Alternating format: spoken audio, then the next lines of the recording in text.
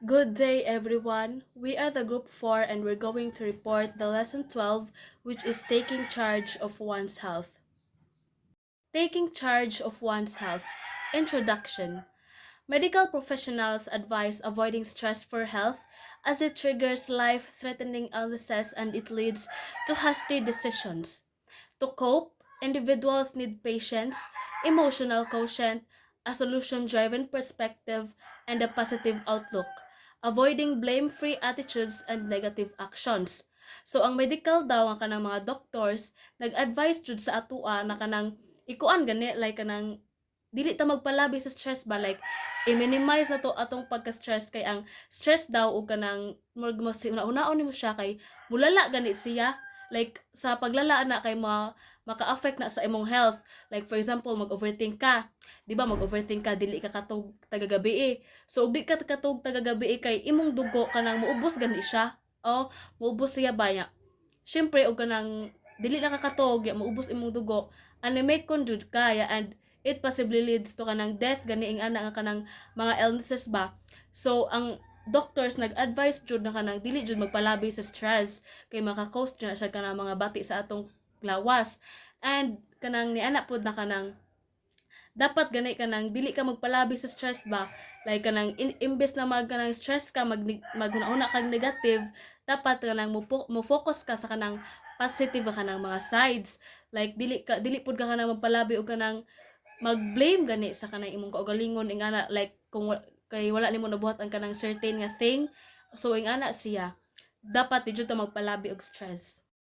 The self is dominated by three domains, which is the physical, intellectual, and emotional, which operate in a cycle and can be influenced by one another.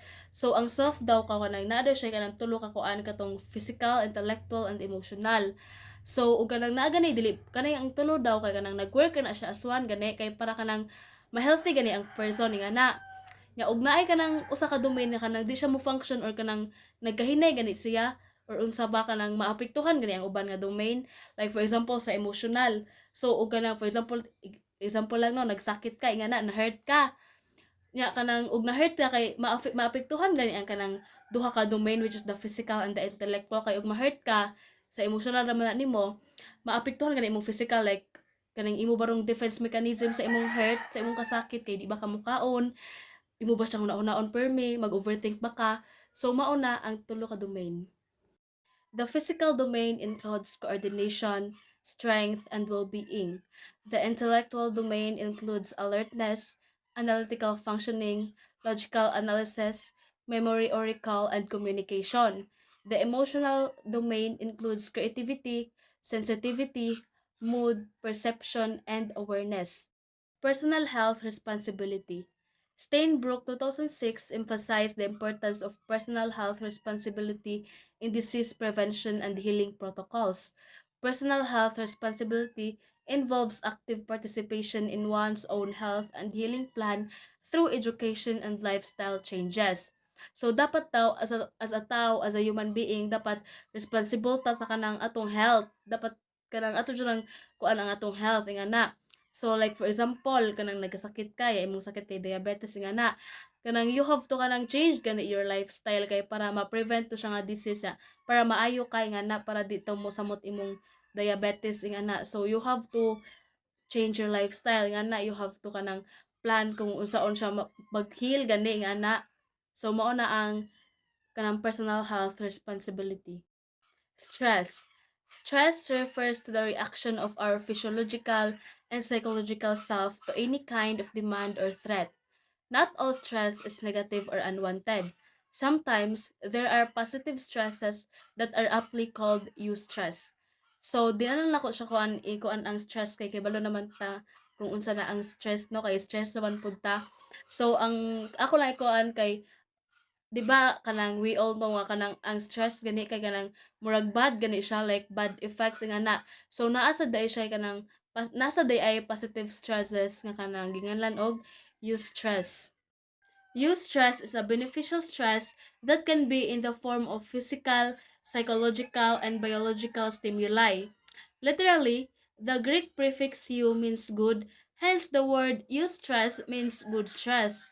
Bad stress or distress is the exact opposite of eustress. Distress occurs when there is a tension build up which becomes unbearable and difficult to cope with. So kanang ang eustress ra kay good stress man siya no. So it kanang ang kuan gid niya kay maka feel better gani sa imong pagkatawo nga na, like for example no kanang na kay interview.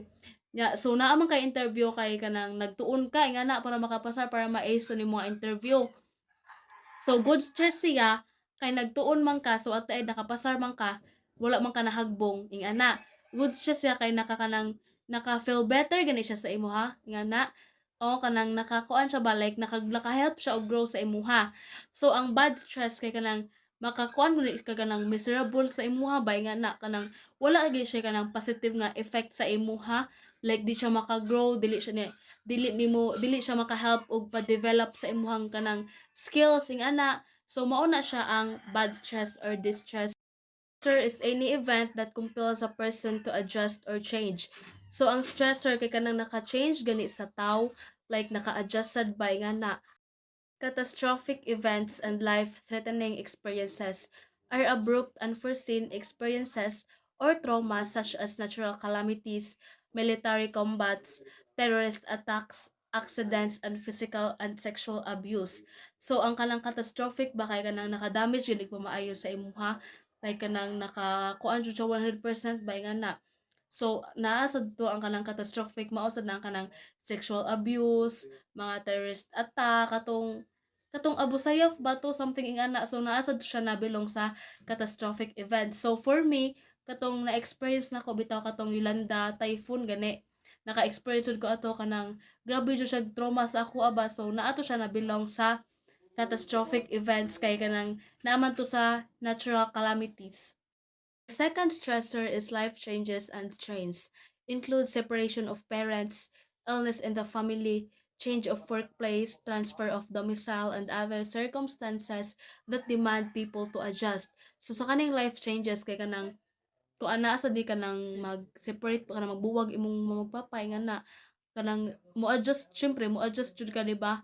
Kung asa ka mukuyog, kung usay ka ng process gani like kanang kung moadto ba ka sa kanang ani nga way kung sa ka moadto inga na. So kanang mag-demand gani siya sa people na kanang mo-adjust ba so iyang kanang naandan ning ana.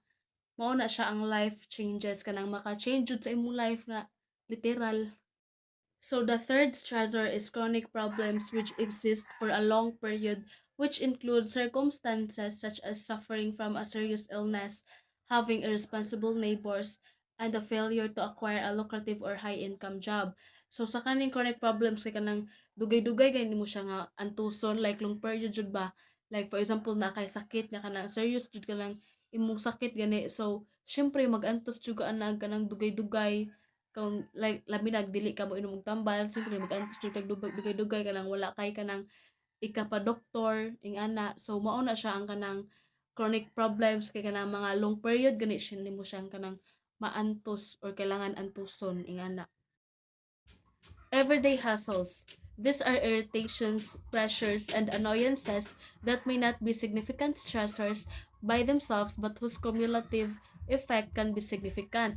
So example aning everyday hassle kanang for example sa ako kanang magpaabot ko og kanang bus dugay kay siya maabot mo nang malate ko usahay nya next ana kay kanang labi na kanang mag-uwan dugay jud kay nang bus or di ka ng mga tricycle. Mao na siya example sa kanang everyday hassles. Stress tolerance refers to the ability of an individual to endure stress. So ang kanang stress tolerance kay kanang magdepende pud siya sa kanang physiological o psychological constitution sa tao, since ang tao kay lahi-lahi gini siya kanang reaction sa stress ing ana. So kanang ang kuan ang reality kay kanang tanan man jud tao na ay kanang stress na ay kanang mga kanang silent battles, but ang nakalahi-lahi lang kay lahi-lahi jud ta muda kanang lahi-lahi gid ta kanang kung unsay reaction nato ato ba nga na nalang joy uban kanang ma-manage siya gani nila dayon ilang stress kanang di gid sila magpaapekto ba ing ana nalang joy nga na nga tao kanang strong kay siya when it comes to handling stress ing ana. So mao na siya ang kanang stress tolerance. Social and cultural dimension of stress. Research indicates that stress is a neutral concept with perception varying based on individual perspective. According to research, stress is a neutral concept na nailaing-laing perception based on individual perspective. So, nganong gi-point out man na ang stress is a neutral concept? It's because stress is a non-specific response, meaning it does not matter whether or not it is caused by pleasant or unpleasant things, or it does not matter whether or not it results in a good or bad things. In the Philippines, common stressor includes public transportation issues, traffic problems, rising commodity prices, and unfinished project. These issues cause frustration for commuters, families, and those below the poverty line. So karon sa Pilipinas kay ang common issue jud kay ang kanang traffic niya, pagtaas sa kanang prices sa mga pampalitunon man ang kanang mga common issue diri sa Philippines. Then let's proceed. The need for self-care and self-compassion. You cannot give to others what you do not have. Exactly. Kay unsa man ang kanang imong unsa man imong ihatag sa kuan sa unsa man imong ihatag if wala ka ana nga butang or whatever. Also, psychologically speaking, before you could take care of others, you must take care of yourself first. Kay unsaon man nimo pa kanang take good care sa laing tao if kanang ikaw mismo kanang wala nimo giampingan ng imuhang self, diba? So it's very important na kanang everything must have start in yourself para ug unsa imong kanang gibuhat sa imuhang kaugalingon is imuha pud ma-apply sa ubang tao. But before you can give something of yourself, you must be kanang first in touch with the different aspect of yourself. Philosophically and psychologically speaking, a selfless individual does not exist. So, a selfless individual daw kay kanang wala nag-exist. A simple analogy would yield that there is always something for someone. There is always an intrinsic or real motivation and rational why a particular deed is done, and there is always a reward or retribution for the individual. One must first kanang take care of himself or herself before he or she can take care of others. While it is noble to think of others before oneself, reality pushes one to think of himself or herself before others. Mana sila, di ba? Mana sila nga kanang if you really love that person kay kanang like imuha ganing i-prioritize siya kanang unahon nimo siya bago imuhang kaugalingon. But in reality kay kanang it's very important nga kanang we must kanang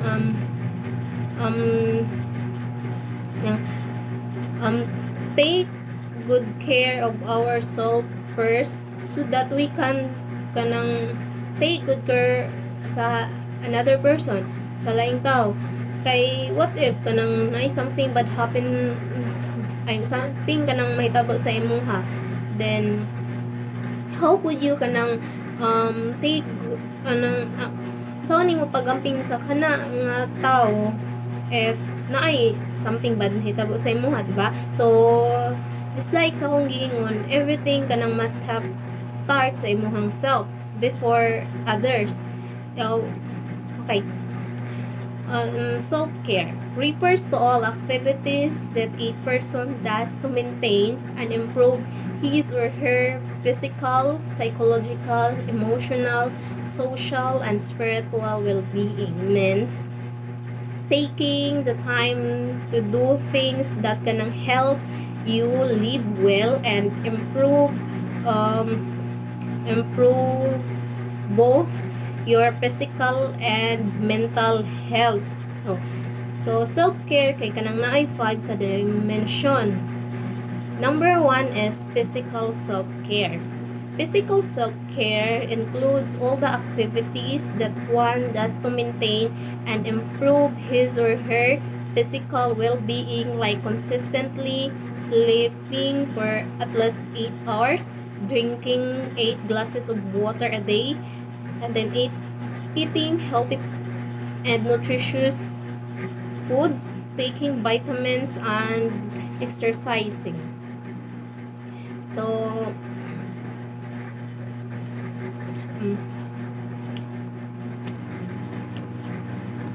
physical self-care involves maintaining and kanang improving it's kanang how you kanang maintain o how you kanang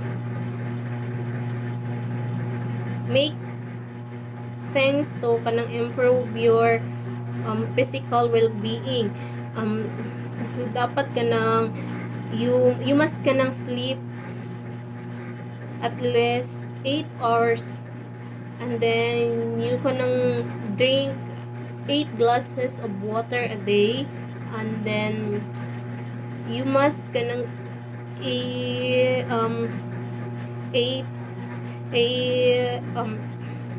healthy and nutritious food, and then dapat mag-exercise pud ka to kanang para ma-improve ug ma-maintain ang imong physical well-being. And then second is psychological self-care. It includes all the activities one does to deal or resolve mental health issues, address both positive and negative emotion, and learn to deal with negative self-talk.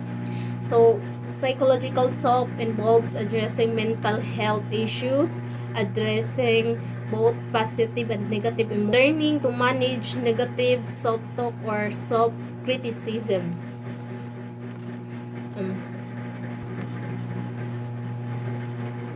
Next is emotional self-care. Emotional self-care includes all the activities one does to cope with stress and deal with grief. So emotional self-care kanang it encompasses all the activities one engage to manage and kanang cope with grief.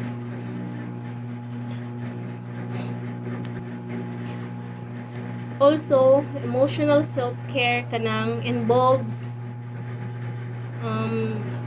activities that help you acknowledge and express your feelings. Also kanang nurturing and tending to your inner feelings o kanang emotion. Next is social self-care. Social self-care includes all the activities one does to connect with people valuable to him or her. It means spending time and having a great time with loved ones and other valuable people, including family, friends, neighbor, schoolmates, professional organization, and many more. So social self-care kay it involves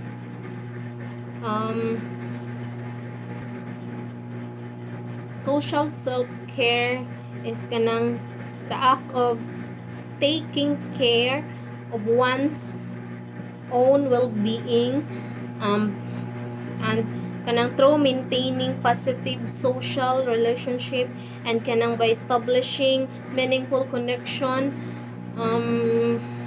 and develop one's social identity. Then last is spiritual self-care. Spiritual self-care involves all the activities one does to strengthen one's relationship with his or her beliefs. It also includes meditation and contemplation about one's purpose of existence according to his or her faith. Okay. Spiritual self-care, it involves activities that can strengthen one's relationship with their kanang beliefs, including meditation and contemplation about their kanang purpose of existence according to kanang their kanang according to their faith.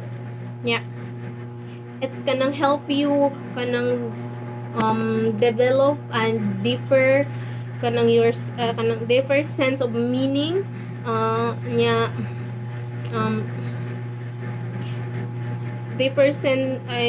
deeper kanang sense of meaning and understanding. Also, it's kanang help you kanang to get in tone with the kanang sa imuhang mga beliefs and your values kanang that guide your life. Okay. So, arita sa kanang benefits of self-care. Number 1 is enhanced productivity. When a person distances himself from vices like drinking liquor, smoking, and gambling, he or she will have more time to focus on his or her goal in addition to improving his or her physical well-being. Enhanced productivity is when kanang a person kay kanang mo iya gani i-distance iyang kaugalingon sa kato sa mga bisyo niya, like katong pag-inom, pag kanang panabako, then pagsugal, then he or she must have focus on his or her goals para mas mapa-improve ang iyahang physical well-being. And then next is improve vitality.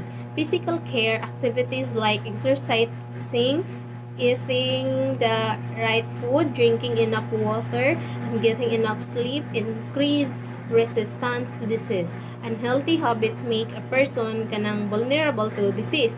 So, ang pag-exercise, pagkaon o kanang saktong pagkaon, pagkaon o kanang mga healthy foods, o pag-inom o tubig at least kanang 8 glasses a day, kay makakuan na siya, makatabang na siya para mo kanang kuan iyang resistensya gani para dili siya dali kuanan og mga sakit niya ang kana naman po kanang unhealthy habits kay of course it may kanang make a person na kanang dali ra sila makuanan og sakit kay syempre dili man kanang healthy ang ilahang body. So that's it. Good day everyone, my name is Athela Redman and today I'll be continuing the last reporter's report. Number 3, enhance self-esteem. Avoiding self-berating is very important. Negative self-talk is damaging to how one perceives himself or herself and may lead to anxiety and stress. It is important for a person to discover and accept who he or she really is and be proud about himself or herself. So, moingon ganitag enhanced self-esteem kay kana gani atong gi-raise ang atong confidence or kana atong gi-raise kung unsa jud ta unsa nga ta pagkatao unsa ta physically unsa ta kana socially and spiritually. So kanang ang ingon sa diri negative self-talk is damaging to how one perceives himself or herself and may lead to anxiety and stress.